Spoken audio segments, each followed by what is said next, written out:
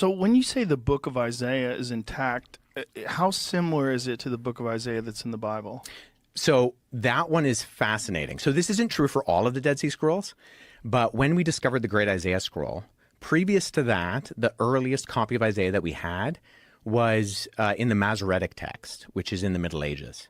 Whoa. Yeah, so it was literally 1,000 years. We literally pushed back our understanding of Isaiah 1,000 years. And the thing that really shocked scholars, like I said, this isn't true for all of the Dead Sea Scrolls, but one of the things that shocked them about Isaiah was that it was word for word identical to the Masoretic text. Word for word. Word for word. Wow. Word for word? Wow.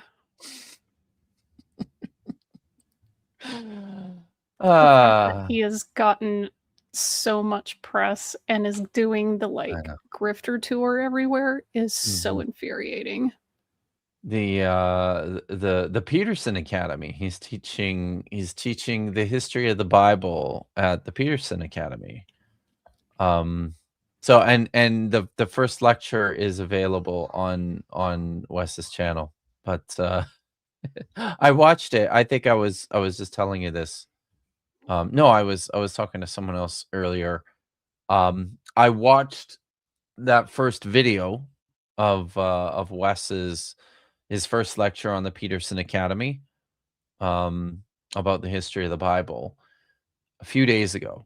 And ever since then, like, because I don't pay for premium, ever since then, my ad feed on YouTube has been bombarded with ads for the Peterson Academy. Wow, there's a whole bunch of bullshit taking place over there. And yeah, in celebration of the what's it called, it's a bi something centennial for the United States, 250 years, right? In celebration of the centennial, they are offering a deal where you can save $1,776 on your fees for the Peterson Academy. So instead of like $4,400 for the whole thing, it only costs you like, $2,800 or something. That's such a grift. It is. It really is. So yeah. Anyways, hi everyone and welcome. This is Kitty at Ibrit. This is the show where I am joined by a good friend of mine. Today it's my co-host Vishanti. And we read Hebrew text and we translate it and we parse some verbs and talk about it. So that's it's fun. We do this for like an hour. So welcome. If you're new here, then that's what we do. We do this every Thursday night, although this is the last one for a few weeks, and I'll explain why in a little bit. There's some friends in the audience. It's good to see you, Cenk. Cenk is one of my budding Hebrew students. Good to see you, John. And Faith still does not have any root beer until Tuesday. Make sure you buy some ice cream too, Faith. You're gonna need that. I'm going to get that one from Noise Ending in a bit. But India Moores is early. Koopa 1282, good to see you. That's right. Word for word. Katie Lewis, who is taking Hebrew through the religion department with me, also says, I just finished yelling at one of my least favorite Canadians. Glad to get to watch one of my favorite Canadians read Hebrew. Nice. All right. Was that least favorite? Was that Wes Huff perchance? I'm curious now. Edward Bassett says Wes Huff is word for word dishonest and a fool. Yes. And welcome, Edward, to the fold. Edward just became a new member. So I should play a clip from Filter's Welcome to the Fold anytime somebody joins. Yeah, I like that idea. We should add that. It's perfect. We should add. We'll have to add that to the clips collection. So, yeah, Sapphire, Plushy Sorceress Light is here. Triceratops is here. It's been a very long week, and Hebrew is pretty good. Avantred Guard 565 is. Oh, thank you. The semi-quincentennial.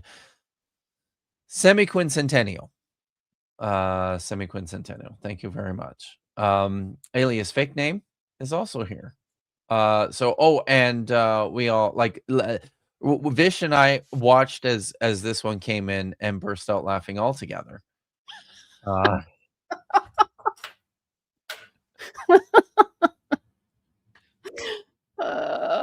made me laugh so hard. Yeah. Hail Ratma David. I am so happy to see Noise Ending putting all that Hebrew learning to good work. For shitpost. Up. Yeah, you are succeeding at life. I approve. Very much so. It's very good. So yes, hail Ratma, everyone. So here we go. Are we ready to get this going here? Sure. Tonight? We are reading another, and we've been reading through the text of Zechariah for a number of weeks now. You've read Zechariah with us before, haven't you, Vish?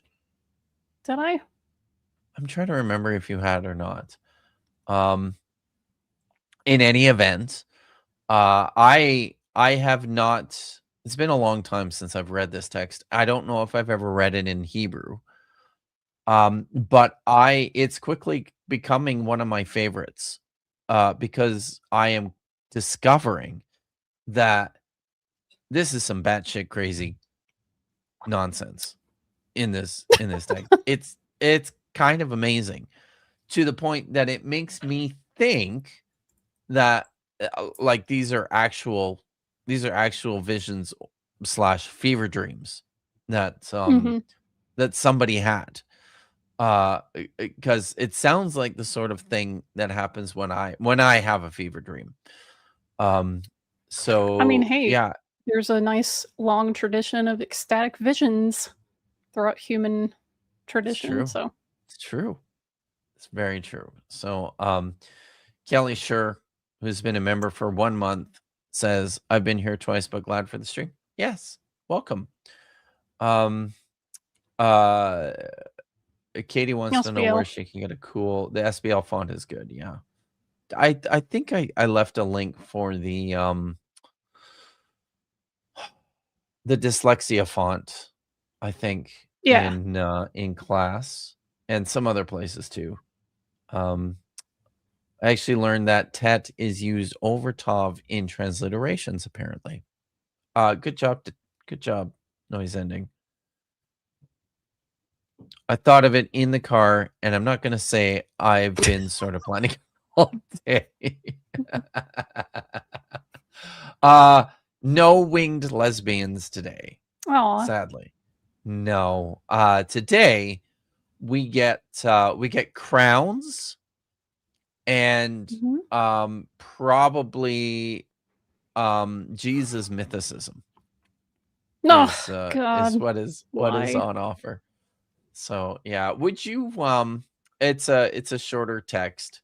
Would you like to start?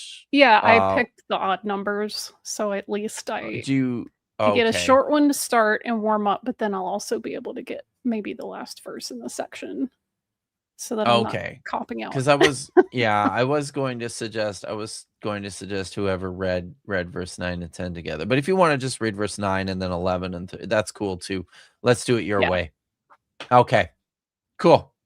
Let me get my pen ready in case I need it. Sorry, I'm trying to. There we go. I need to increase the brightness on my screen. Okay. Avant Red Guard says that Richard Carrier fulfills 300 plus Old Testament prophecies. Totally. Like at least as many as Jesus did, right?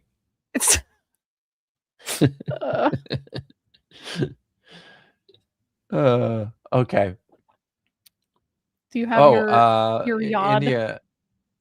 Oh, goddamn! Thank you. I forgot all about that. So, let me get my yod here. Whoops.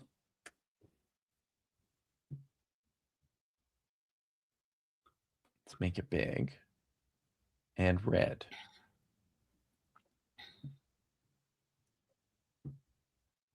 There it is. Yay. Yay. That's so much easier to follow.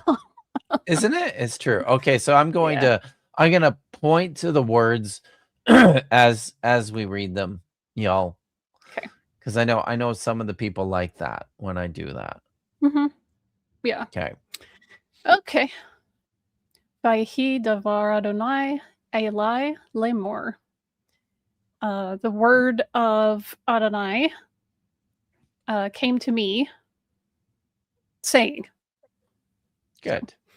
Vayhi, that is a call imperfect. Third masculine singular from haya, to be. So superly overly literal would be like, and it was. But we just, try to massage that a little so it makes sense in English. And lemor comes from amar, to say, and that's the call. I don't know. That one I always get like that's the infinitive construct.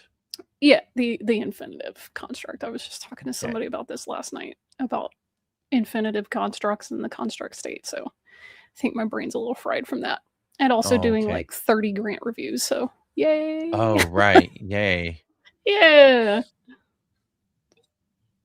So for students certainly in my second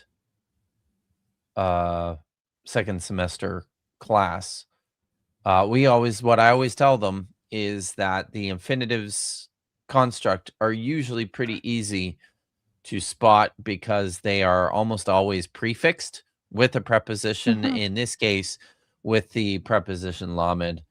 But they can take, oftentimes you see them prefixed with the preposition bet, sometimes with the preposition mem, quite often with the preposition kaf. So yes, it's and usually like it just means saying, say. I was gonna say that's another way that you could render this would be like, and it was the word of Adonai, Eli, that could be a lot of things, but we'll say to me, to say, it was to me, to say, Yeah. Okay. But again, that's overly literal and it's kind of clunky. Very literal. Yeah. So what I often tell my students as well is that I think everybody, when they're learning the language to start, should be translating everything. But when I translate texts, quite often, I just won't translate lay more because it pops up so often. And all it's really doing is signifying the introduction of direct speech. So it works like an opening quotation mark. It's not always necessary to translate that, except with, your opening quotation marks. So, that's what's going on there. Thank you. Oh, sorry, I'm a little tired. Oh. All right, I'm going to move on to verse 10. Lakoach me et hagola me cheldai ume et tovia ume et yedahya uvata ata bayom hahu uvata bayet Yosia ben Zephaniah asher ma'u mibaval. Okay. It's weird at the start here because you've got this word lakoach. It means it's from the verbal root to take. Yes. So you would expect this to be like an imperative, but it's not. And I'll get to that in a minute, but I think it translates best as an imperative. So like take from the golah, which is the this is from the Hebrew word galah, which means to uncover, also means to go into exile. This noun appears a few times in the Hebrew text. It also appears with some frequency in the Dead Sea Scrolls. So take from like the exile, take from the captivity, from, and then we've got here what are probably a bunch of proper names from Cheldai, from Tovia, and from Jediah, basically, hand and of Yah. The knowledge of Yah. Yeah, knowledge. Yeah, that's right. Yeah, Yada. Yeah, Yada, the knowledge of Yah, the goodness of Yah, Tovia. There's and that's a pretty common name. It has been for quite some time.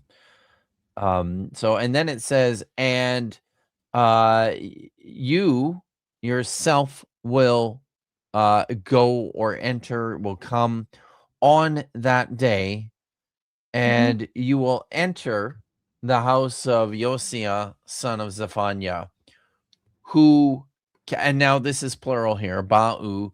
So these are the men who came from Babylon. From Babel. Mibalval, right? So let's look at these verbs quickly, and then I've got I should say something then also about the Septuagint. We're going to be looking a little bit at the Septuagint text today as we read through this. So la koach here is an infinitive absolute all on its own, which is strange. It's not common to see these forms just appearing on their lonesome. From lakach, which means to take, and then you've got uvata is a cal perfect second masculine singular with a vav consecutive. This is a vav consecutive perfect, so it is inverting the tense of this instead of a completed action. This is understood to be something that is to happen yet. You will come, or you will enter, and then we have it again, uvata, same thing, and then we have asher ba'u. This is a cal perfect third plural verb, masculine or feminine. It's both. The reference here are all these men that have been mentioned. So that would be Cheldai, Tovia, Jediah, and is there one more? Yeah, it's Josiah, the son of Zephaniah. These four men. These are the ones who came from Babylon, and they're in the ruins of Jerusalem here at this point when Zechariah is delivering this prophecy. I wanted to just look at. I was going to stop that. I've got an English translation of the Septuagint to share here. Where is it? Oh no, it's a Chrome tab. That's why. There we go. Okay. So if you look here in verse 9, and the word of the Lord, Ho Kyrios, came to me saying, take the things from the captivity, from the rulers, and from its useful people, and from those who are familiar with it, and you shall enter in on that day into the house of Josias, son of Zephaniah, who has come from Babylon. So, like, the Septuagint text is doing a few things here, right? It's taking these proper names and it's turning them into like adjectives the rulers, the useful people, those who are familiar with it. And this is because this is with reference to the things from the captivity. I think the Septuagint translator has in view like the temple vessels. There's another part of Zechariah which talks about the temple vessels, right? And then he's corrected this at the end here that Josias, son of Sophonias, is the one who has come from Babylon, as using like a singular verb there as opposed to a plural verb. Because so it's clunky. Like obviously the text is clunky, and the Greek translator is trying to sort out is working through strategies to deal with the problems that he sees in the text. Okay. I think this is also why there's a note about emendation in verse 10, where take, and then there's an emendation for the gifts of, and then there's the 4 guys, because just take as an infinitive construct there is like, what? So I think they're probably trying to make sense of that.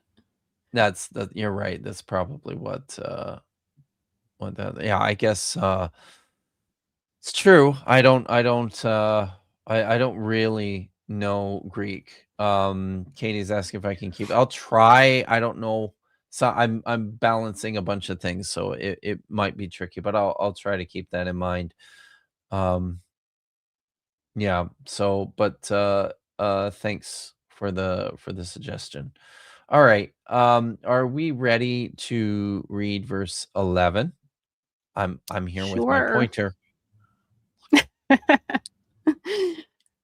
V'lekachta kesef v'zahav uasita. Oh, sorry, I put the emphasis on the wrong syllable. Asita. Good. Atarot. V'samta. Berosh. Yehoshua ben Yehotzadak. HaKohen HaGadol. So, and take silver and gold and make crowns. Put on the head of Yehoshua, the son of Yehotzadak, the high priest. Nice. So definitely some things to talk about here. No, there's definitely some things to talk about here in the text. But do you want to do the verbs? So here, I think there's the first one, lekachta, that comes from lekach, to take, and that is, I think, in the proper sense, not infinitive. It's a call, perfect second masculine singular. So whoever they're talking to is like, you do it. And then you have va'asita. So that comes from asa, to make or do. That's the call perfect, also in the second masculine singular. So whoever that person's talking to, you do it. Let's see. Next one, Visamta would be also call perfect, second masculine singular, from sum, which was something that threw me off because that's one of those where the vav drops out and things go crazy. So to set or put or place. So then the next word, obviously, Barosh, that's not a noun, but you got to put something somewhere. And the rest of those are nouns and adjectives about, people. So there's some problems like with the text at this point, because you've got take silver and gold and you shall make, and this word here, atarot, and my students should all recognize this, right? The ending on this noun is feminine plural, crowns. You shall make crowns. And then it says, and you shall set, literally, on the head of Joshua ben Yehotzadak, the high priest. Set what? like both crowns, Yeah. it's unclear because it doesn't say it. That's all it says is you shall set on the head. No, there's not like a direct object there. Yeah. Nothing like, you shall what? set it But or what? them or one of them. Yeah. It probably is like one of these crowns, but just to I mean, I'm going to bring the Septuagint translation back here just to show you what the translator does. And I'm not particularly happy with this because he says, you shall take silver and gold and make crowns and set them. Oh, sorry. Thank you. There we go. You did it for me, right? Good. And you shall take silver and gold and make crowns and set them on the head of the great priest, Jesus, son of Yosedek.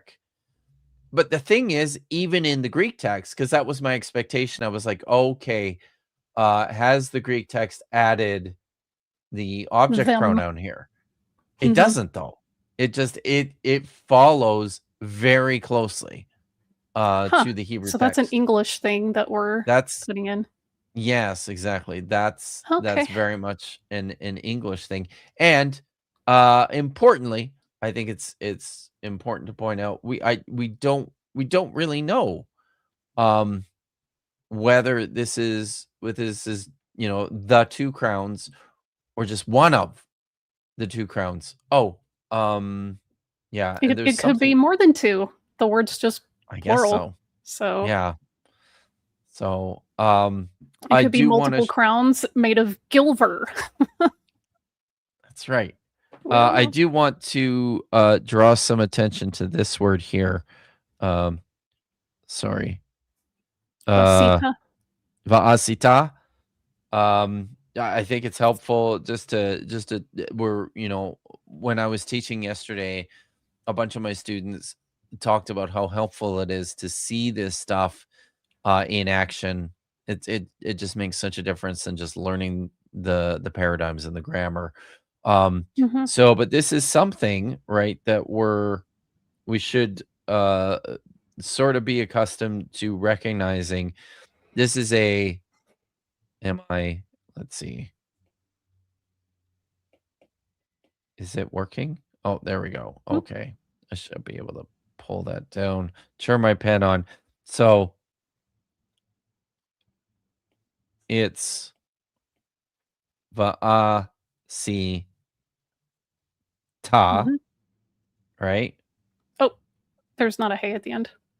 Oh, that's right. Sorry. Yeah. Thank you.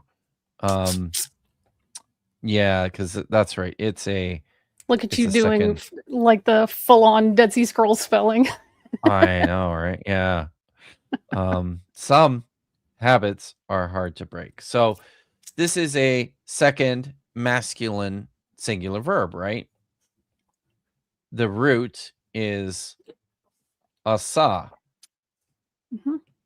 It's a third hey. Radicals, man. Yeah. So and what happens when you're attaching these suffixes to them, right? Because it's weak, and as Josh says, it can't hold on to those suffixes on its own. It's just going to, and I'm going to make my eraser a little bigger here. It's just going to drop out, right? That letter, when it's what I call a consonantal suffix. So there are consonantal suffixes which start, which sound as consonants. There are suffixes that are vocalic, which are sounded as vowels. When you see this consonantal suffix, that hey has to turn into a yod, and then it can take the suffix. Okay, so that's what's happening here with va'asata. All right. So I'll go back to the text here now. And then was there something else I wanted to say? I don't think so. I think that's all of it. Okay. Cool. I shall continue reading in verse 12, because I'm doing the evens, right? Yeah. Okay.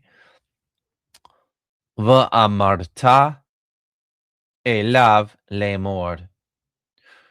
Ko amar Adonai Tzebaot lemor. Hine ish tzemach shimo. Umitach tov yitzmach. Uvana et Hekal Adonai. All right. So this is still the word of Yahweh, right, to Zechariah. And he tells him after the making of the crowns and putting probably one of them on the head of the high priest, he says to Zechariah, and you will say to him, you will speak to him, saying, speak to Joshua the high priest, and this is what you're supposed to say. Ko amar Adonai Tzebaot, so says Yahweh of armies, Yahweh Tzebaot, or so Yahweh of armies has spoken, saying, and this is the message of Yahweh to Joshua. Look, a man. Tzemach is his name, and Tzemach you can translate as a shoot or branch. I particularly like to think that it should be Sprout here. Sprout is his name. And I'm definitely drawing on VeggieTales lore. Sprout is his name. And then it says, and from under him, or it's either from under it, he will sprout or he will grow, or from under him, it will sprout or it will grow. This is one of the problems with this text, is some of the ambiguity here, right? But then it says this, and this is perfectly clear. And he will build the temple of Yahweh. So I tend to think that from under it, he will grow is the proper way to understand or to translate this. But you can see here the play on words, right? Look at the man. Tzemach is his name, because from under him, or from under it, Yitzmach. It's the same verb, right? So speaking of verbs, this is one of the many reasons that you really should read stuff like this in the original language, because you miss all of the wordplay if you don't. And we'll talk a little bit too about who this is directed towards, like who this text is about, right? So V'amarta here is a kel, perfect, second masculine singular verb with the vav consecutive. From amar means you will say. Lemor, we know, is the cal infinitive construct from amar. We have amar, which is just a cal, perfect, third masculine singular.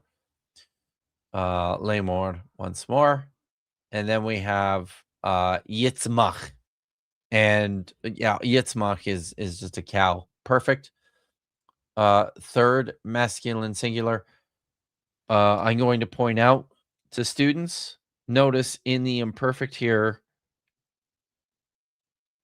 the vowel underneath the verbal prefix, the verbal vowel is a heric.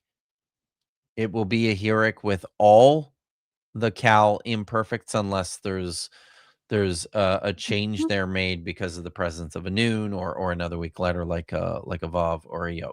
Okay, and also because this verb is third guttural with that chet, it's also going to prefer these A class vowels as opposed to the holum. So that's why it's yitzmach as opposed to yitzmoch. All right. Then we have uvana. This is a third hey verb. It's a cal perfect, third masculine singular with the Vav consecutive from Bana. And he will build. All right. Did you see anything in the chat while I was babbling away there? No, because my house host was coming to let me know that they're going out for an errand. So. Oh, okay. I like that Katie Lewis points out that VeggieTales is famously the greatest piece of Protestant art. It's very good. It is good to see you, cuneiform guy. It's also good that it taught one of my Protestant friends what tzitzit are. It didn't call them that, but in a song about like Noah and the flood, it was talking about like put 4 tassels on your coat. So she learned what those were. That's cool. Oh, that's very cool. I like this comment here. Noise Ending says, hearing people talk about the wordplay is a big part of what made me want to learn the language. Servant of Yahweh Martin says, oh, goody. Oh, do we have a Hebrew Israelite in the chat? Yeah, we do. All this weird mispronunciation of one single vowel for an entire language. Yeah, you're doing it wrong, buddy. I'm sorry to say. You should stick around, and I will teach you how to do it right. So I did want to say something else about the tzemach here, the branch. Who is this person? Now, Richard Carrier will tell you that some readers of this text in Greek, for some reason, think that tzemach is with reference to Joshua, the high priest, which doesn't make any sense because this is what Yahweh has told Zechariah to speak to Joshua and say to Joshua, look, there's a man. He's not you. You're not a man. Look over there is a man. That man is that guy. Tzemach. That guy over there. Who's he talking about? He's talking about Zerubbabel, who was one of the leaders of the captives who came back. That's right. It wasn't. Yeah, they in this text they do clarify that. They do. That they explicitly identify Zerubbabel earlier. Importantly, and you should know this, Vish. In Hebrew, what does Zerubbabel mean? Do you recognize it offhand? The second part is Babylon, right? Yeah. The first part is Zeta, Zion Resh Ayin. So, seed of Babylon. Seed of Babylon. Crazy. Will do what? The seed of Babylon is going to sprout. It's going to start growing. Hey, see that wordplay? Very clever here, right? Love these texts. Sorry, man. But I have to just because it's so galling. It's yeah. So so this is, and again, I'll say it again. Cool. I love these texts. Right. A guy named Sprout is going to sprout and do this thing, and check out, seed of Babylon is going to sprout. Like that's just going to sprout. So good. And this is part of what, like, another, like, something else that Carrier likes to do is to point to Philo's interpretation of this text. But Philo absolutely understood what he was doing, and was also riffing on the fact that Tzemach's name was Zerubbabel. It's right there in his it's just ingrained right there in his reading of the text. It's just very cool. I just really like it. And I like the clarity of it is what I like. The Greek translator. What I was going to show you. Okay. Actually, can I while you're looking for the thing, I'm going to bring up the Greek translation for verse 12 again for everyone to see here. Can you put that on the screen?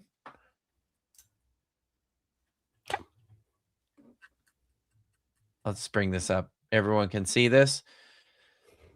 So this is what the Greek text says, and you shall say to him, this is what the Lord Almighty, Yahweh Tzebaoth, says, behold, a man shoot, or branch, right, or sprout, is his name, and he shall sprout from below him and shall build the house of the Lord.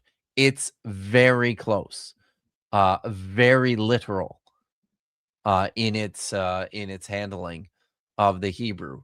I know Carrier's made a big deal about the fact that they translated the word samach with Anatole, but unbeknownst to him, this is just pretty common in Hebrew because it's a directly related cognate.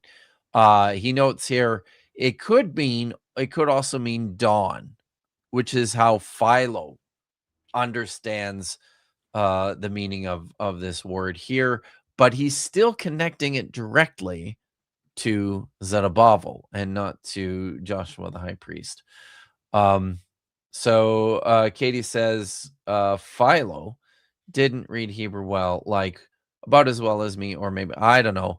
Some of his insights are actually pretty solid. But yeah. Anyways, I will sorry. So here's the thing. Okay. We're talking about crowns. Could this be imagining an Egyptian style double crown? Interesting. Big if true. Yeah, I don't know because it says to put it on the head of the high priest, and then it's got this prophecy all about Zerubbabel, who's going to rule over Jerusalem. So I still, and it says that Zerubbabel will have a high priest sitting next to him. We're gonna get into that here in a second, but yeah. So it's an interesting thought. It's an interesting question. I hadn't thought about that before. I don't think so, but sometimes I'm wrong about things. I'd be interested to see what crowns look like in like the surrounding nations to see what they might be referencing or what they have in mind. Yeah. So. Yeah. Okay. Ready to go with verse 13? Verse 13. Make sure I get my little page scrolled appropriately. V'hu yivneh et heichal Adonai, v'hu yisha hod v'yashav umashal al kiso v'haya kohen al kiso v'atzat shalom tihya bein shenehem.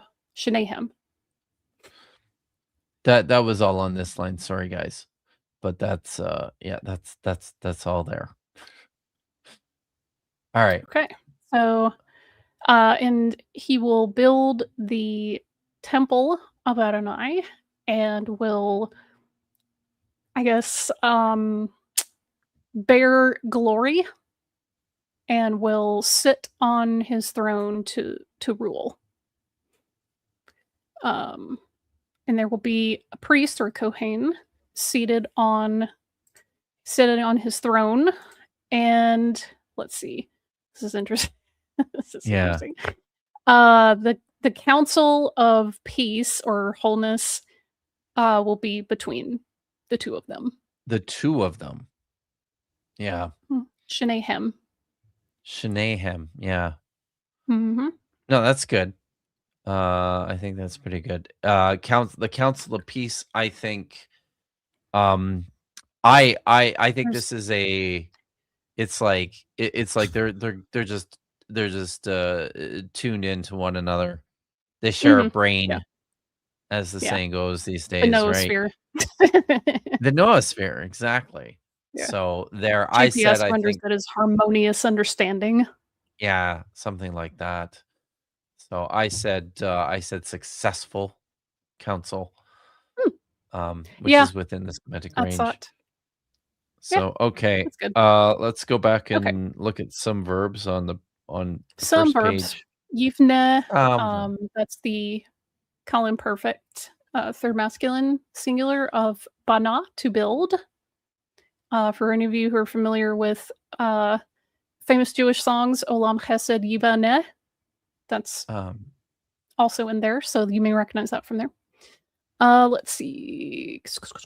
Yisa, to bear or carry, that comes from nasa, which is not NASA. It doesn't mean deceive. Nasa means to lift or elevate, so you elevate something and carry it. That's the call imperfect third masculine singular. Where else? Vayashav,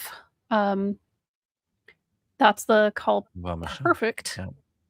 Yeah, third masculine singular. That's from Yashav, to sit or dwell. Let's see. Omashal, that's the next word. Lots there. Of verbs. That's wow. There's quite a few.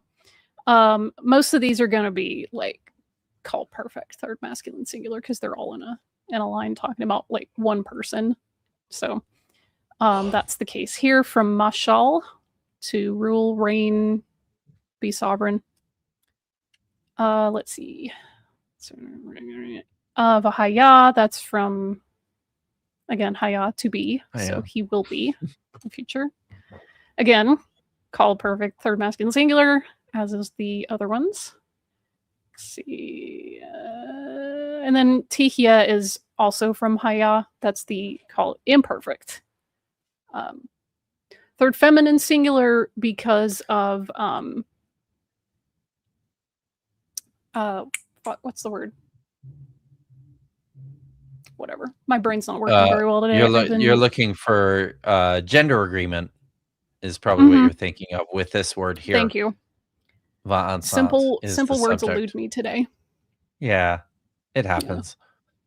So see, this is no, go ahead. Or were you finished, or did you have something else? No, I think that's it. Okay.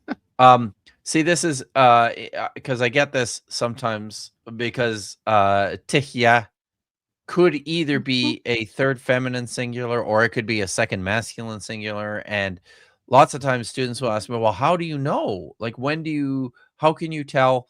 And it's actually pretty easy because within the context of the sentence, that's what Vish did. She's like, well, this is the subject. My brain immediately went, oh, that's the feminine singular. And it's like, well, actually, it's probably masculine because the rest of the verbs are masculine. Yeah, right. For masculine. But it turns out it's feminine, third feminine singular, and that's why it's the referent here is a feminine noun in construct with shalom.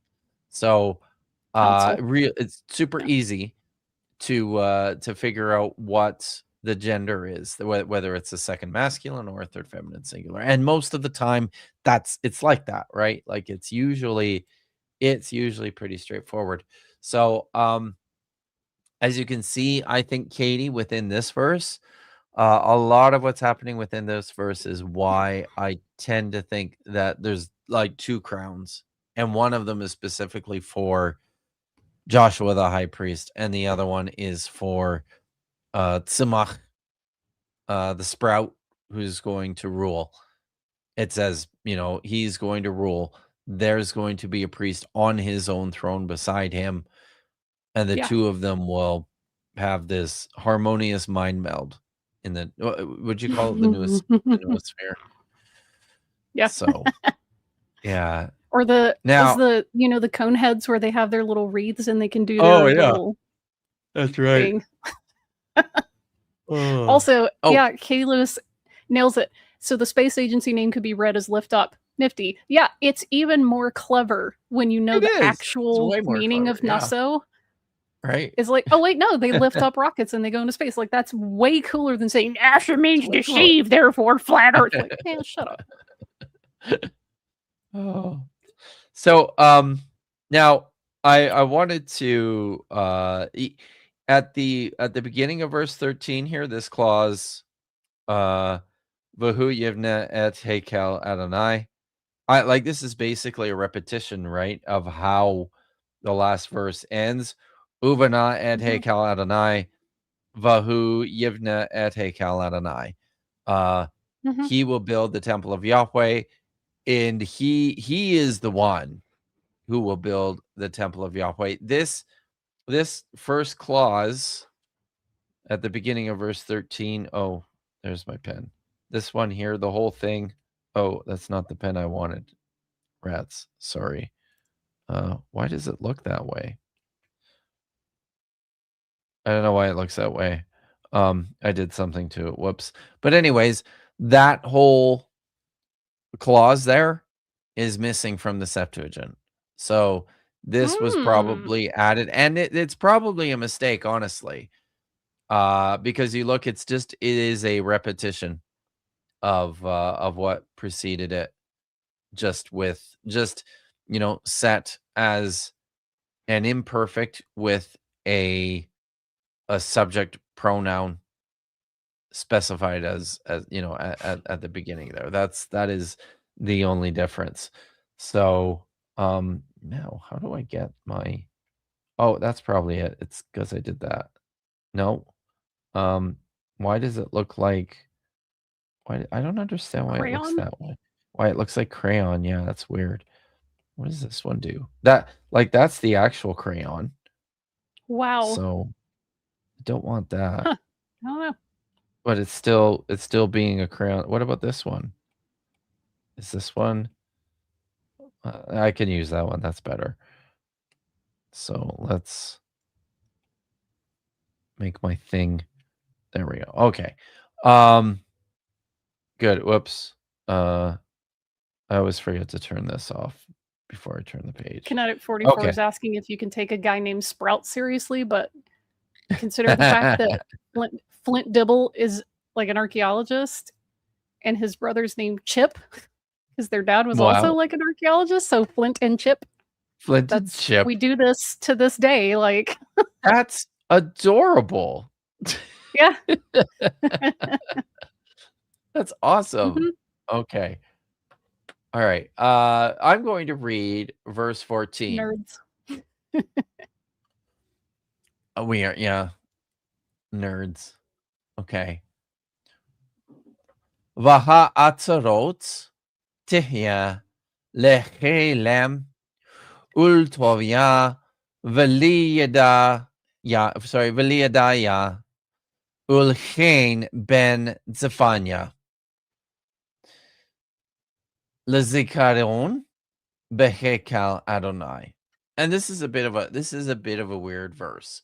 So it starts off here. It says, and the crowns, the two crowns, right, will be for Shalem, which is understood as a name, but it's a different name from the one that we saw at the beginning of the prophecy. I think was it Heldai, I think was the guy's name. Heldai, so now it says something like that. Heldai. Yeah. Now it's going to be a memorial for Shalem, and then also for Tovia and for Yediah, and for it says the grace of the son of Zephaniah. That was the fourth person. The house where they were going was Josiah, son of Zephaniah, for a memorial in the temple of Yahweh.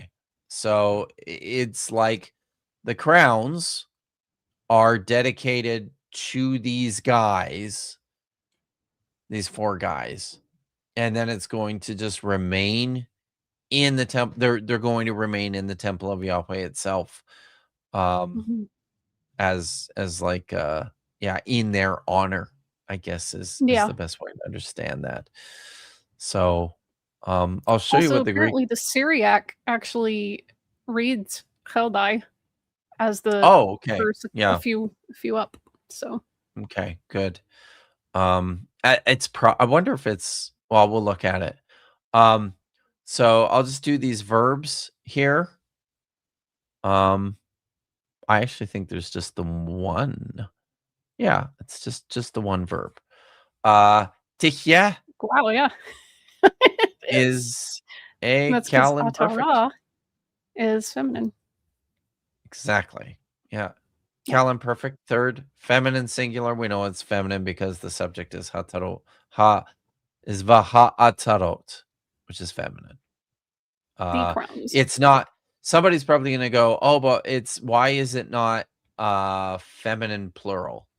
And that's probably part of the note here about the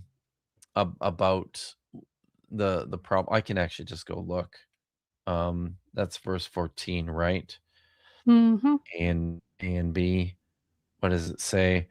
Yeah. Oh, so the Septuagint adds but the crown, that is the Stephanos, which it's suggesting that you read Vaha'ateret, which is just the feminine noun singular, and the crown. So yeah, that is probably what's going on there. Okay.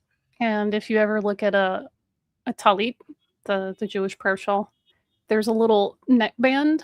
That's what we also call that the atara. And depending on what community you're in, some of them get very elaborate. Like I've seen cool. Chabadniks that will have them with like sparkly studs and things like that. So when you put it over your head for a certain part of the service, it does actually form like a little band, like a crown looking thing. It's pretty cool.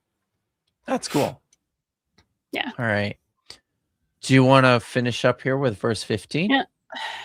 Bring us on home. Oh, this one's cool. Yeah. All right. Orhokim Yavu Uvanu B'Heichal Adonai Vidatem Ki Adonai Tzibaot Shalachni Alechem Haya Im Shemoah. Let's see. Tishmun B'Kol Adonai Elohechem.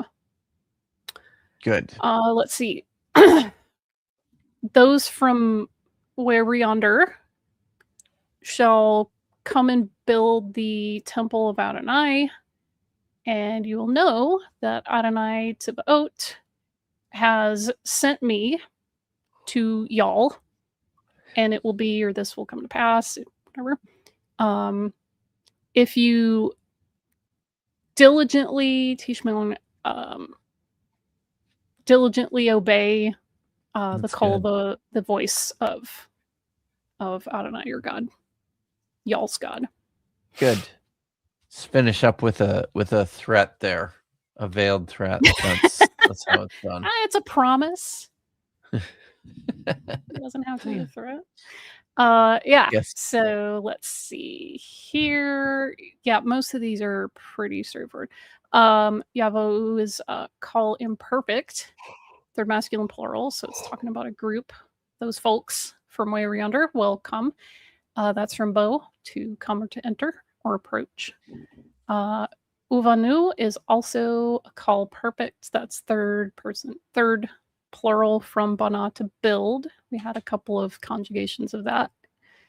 Uvane, Yivane earlier.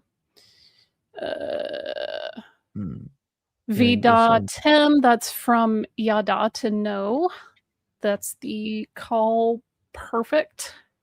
Second masculine plural, so y'all will know.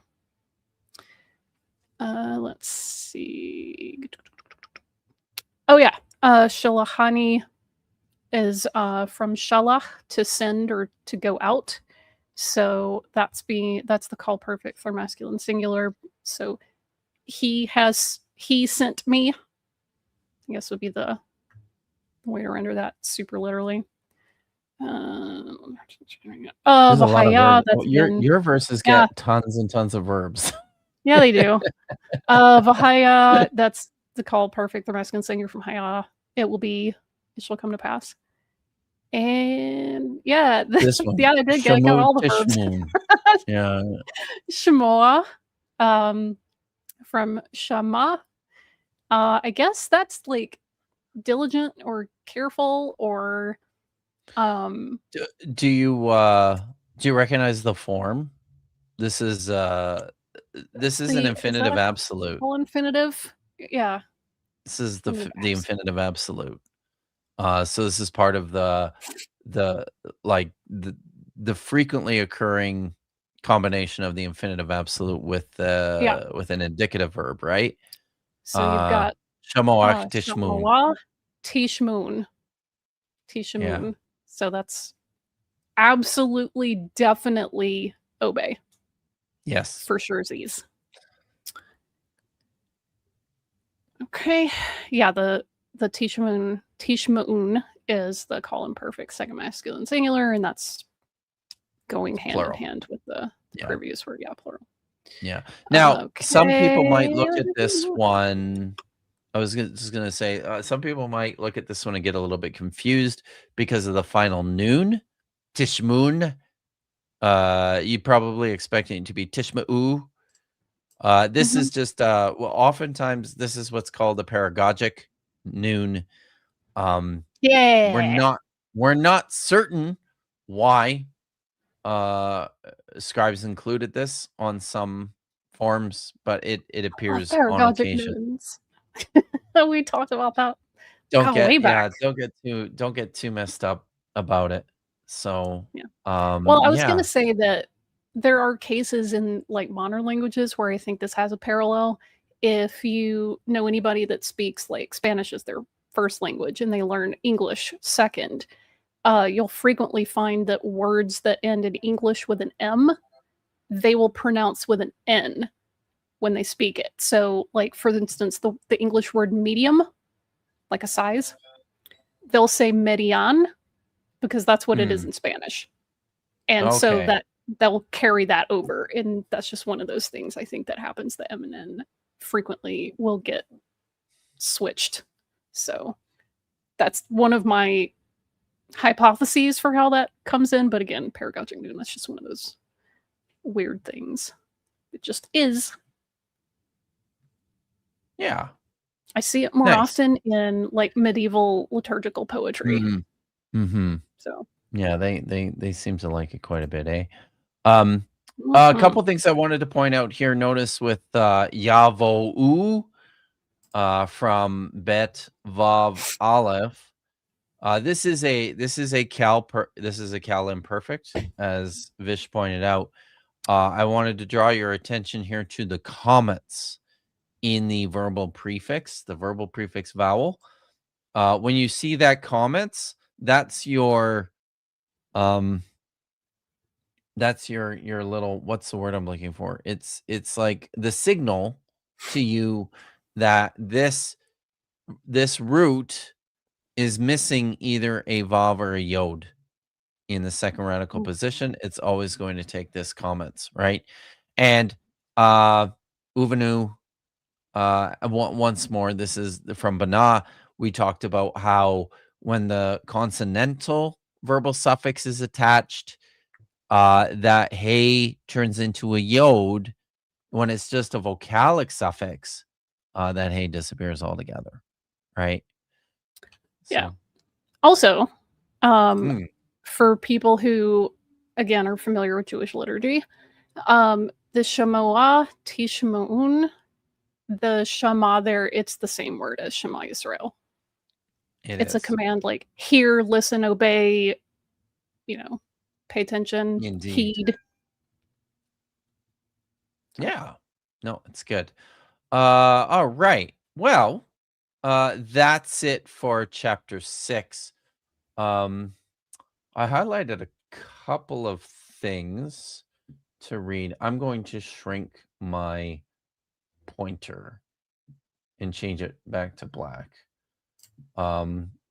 But and there's one that I feel like I should probably pull up too. Over yonder, right? Yeah, no, that was real good. I'll tell you, there is a lot to be said for the usefulness of like Southern dialects and Southern isms when it comes to like translating Hebrew into a way that people can understand grammatically, because English largely just doesn't keep the second person plural and the third person plural separate. And if you're Southern, and then also there's some like New York, New Jersey people that will keep that separate, like they'll have the yous. But yeah, I find y'all to be quite useful. And hey, over yonder, it gets the idea across. It's from like, hey, way over there, far off. Yep. So cool. This one from Edward Bassett: why is it important for Zechariah to stress that Joshua and Sprout will mind meld? Is it just part of the prophetic assurance of peace and renewal, or is there evidence that they were in conflict? Actually, that's a good question. I suspect that this is saying that there's a conflict going on, and it's like, oh, but no, we're gonna have no conflict. Our guys are gonna get along. Honest, promise. It's for sure. It's very important that they do. So I flagged this one because this guy is I mean, I don't ban people. Well, Vish does. Vish bans people from this channel. Only for bigotry. Only for bigotry. Oh, this guy Zachar. Okay. I see where they're going with it. Okay. What are you doing? Yeah. You're wondering about the verse. This one here. I don't know that you've ever said that this is something about never relation. Talked about this text at all. That's ever. Weird. I don't think you've ever talked about this guy. So this is a guy. He is a raging transphobe, and a terrible person, who's been chasing me around and wanting a response to this question here because he thinks it's a gotcha. And for some reason, this also seems to think that I, as an expert in the language, don't know what I'm doing. It's a weird flex, honestly, for this idiot to think that he's calling me out for something, to point to my stupidity or to my own. I mean, that's pretty in line agenda-driven. What bigots are doing. So. Exactly. This is just bigot doing what bigot does. So I'm not going to ban you. I mean, there's no reason to until you reveal your bigotry for everyone to see here. So yeah, it's just stick around and it'll happen soon enough. I thought someone said you and Joshua. Well, you know what? Maybe you should actually pay attention to what I'm actually saying. Not what this person. Like, but this is, this is par for the course, because this is a guy who is just happy to accept on other people's words. I thought I heard someone say that maybe. So, yeah. Get out of here. Exactly. So I mean, it tracks that this guy is thinking that. So certainly you should stick around and listen to things that I actually say. Kipp, I and heard feel free say that your mother smells like elderberries. Is that right? So, and I literally did not answer you because it's a stupid question. Okay? I want anybody who thinks that they can go, haha, this verse says whatever. I want them to write a paragraph or two explaining why the text uses Zachar and Ish, and not Ish and Ish, or Zachar and Zachar. And I won't answer until someone provides their analysis first. You get on that, Logan. Let me, I'm happy to engage with you, but you need to provide an explanation from the text which shows that you understand what's going on. Yeah, because that verse doesn't have any indication that this is a familial relation at all. So later in the chat, when it's a yes or no question, no, that's not how that works. So I feel like Maya's taking my I toy away from heard me. someone say Kipp was a death metal rock star. Yeah. Everything that Kipp and Josh have said as part of the public record, just listen to their videos and come back when you've learned something. But also, if you've heard someone say that they said this thing, just go get the clip. Ask them for the clip. Yeah. Because if they brought it up, I suspect they also addressed it. But, hey. So, yeah, you know what? Take it up with my friend then. Who's this friend? I don't know. I'm curious. I'm curious myself. But I suggest I have 3 friends. I have 3. Oh. Okay. 4 maybe. I don't know. I don't have a lot, but yeah, it's yeah. I don't know. As I said, if you're interested in engaging with my opinion, it's out there. Don't be a lazy asshole. Let's see. Do your own work. Maybe Ember didn't name you. Definitely named Josh. Well, if she definitely named Josh, then you know what? Yeah, go talk to Josh about it. Why are you bugging me? Josh is on TikTok lives quite a lot, actually, doing like various guest spots on. And you know what? Josh is way nicer than I am, so he probably that's true. He probably will actually take you seriously. Much to his Josh own. Has been getting a little more. Is he getting spicier on TikTok? A little more spicy. It's necessary though, because he's engaging with a lot of bad faith arguments. Yeah, yeah, no doubt. So, like this one. Oh, sure, okay. But yeah, Josh is easy to get a hold of. So he is. Go talk to him. If you have any specific questions of things that I've said, then by all means.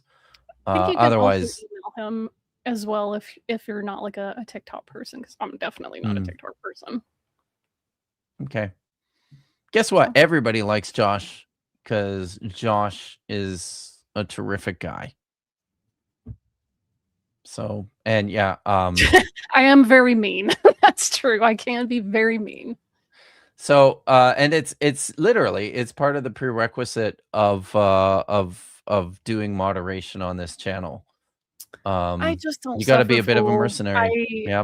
Yeah, I got really jaded from moderating chats with a lot of flat earthers and anti-vaxxers and conspiracy theorists. So I learned to recognize the signs early, because these people pretty much 99% of the time will end up going, it's the Jews. So I just cut that off real quick.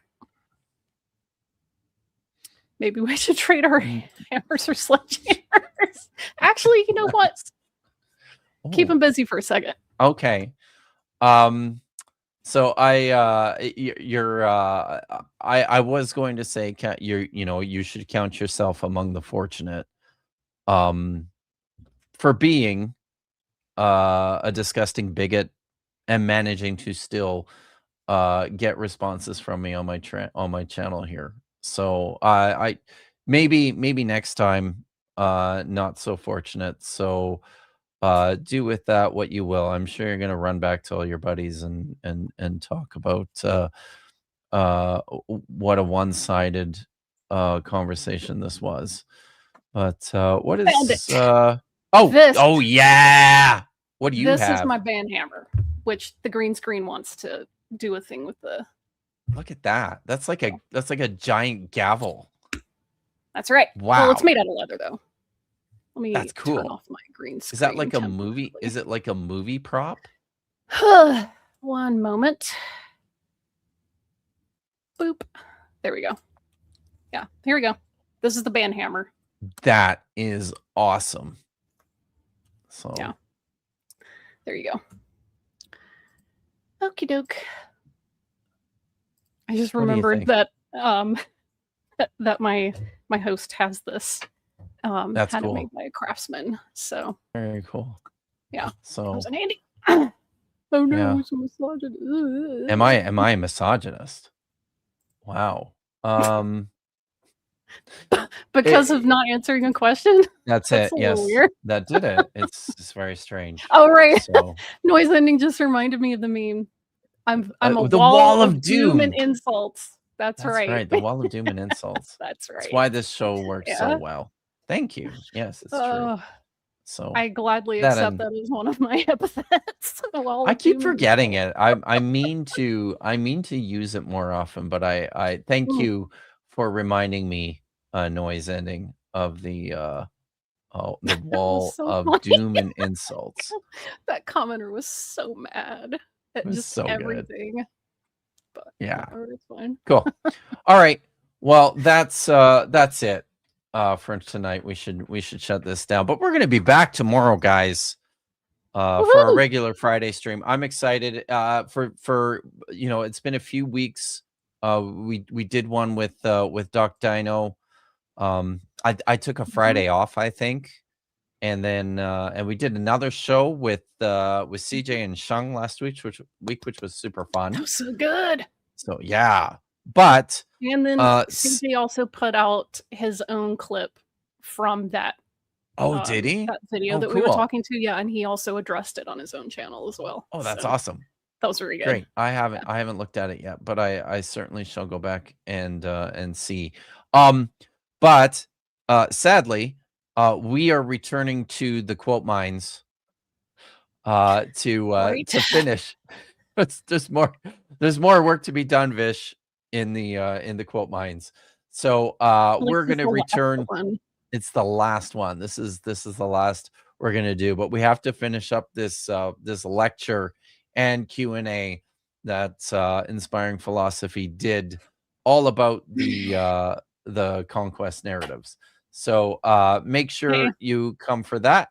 There's going to be lots more reading tomorrow, because we're going to check out a whole bunch of books where scholars have actually said shit about the conquest narratives. So what do they know? They're just godless, atheist, materialist, communist, skeptic heathens.